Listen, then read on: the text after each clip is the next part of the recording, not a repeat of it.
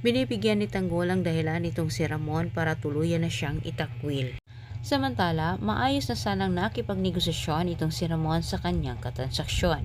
Ngunit bigla naman itong nagkakagulo nang dumating naman ang grupong wating na pinamunuan ni Tanggol. Para maagaw nila Tanggol ang atensyon ng nasabing dayuhan, ang kanwari nilang pinunterya ay itong si Ramon.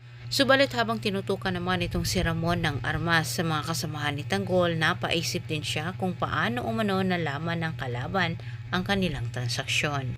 Walang nagawa ang magkabilang grupo para protektahan ang droga at pera. Agad itong tinangay nila Tanggol. Nagkaputukan man pero sa huli ay natangay nila Tanggol ang pera. Ngunit hindi naman kinakabahan itong si Ramon na mawala sa kanya ang pera at droga dahil alam niya na matutuntun pa rin ito.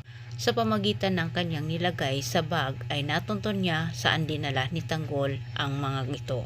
Kampante naman sila Tanggol na tuluyan na niyang natakasan itong si Ramon, ngunit nasurpresa din silang lahat nang sila'y nasundan ni Ramon.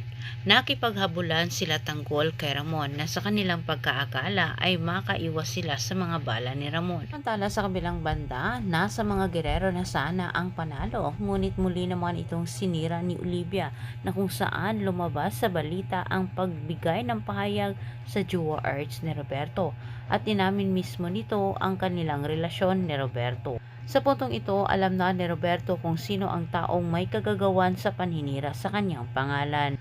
Sa ginawa ni Oliviang pakana, tilang ito ay malaking tulong para kay Tanggol para masira din itong si Roberto at si Miguelito.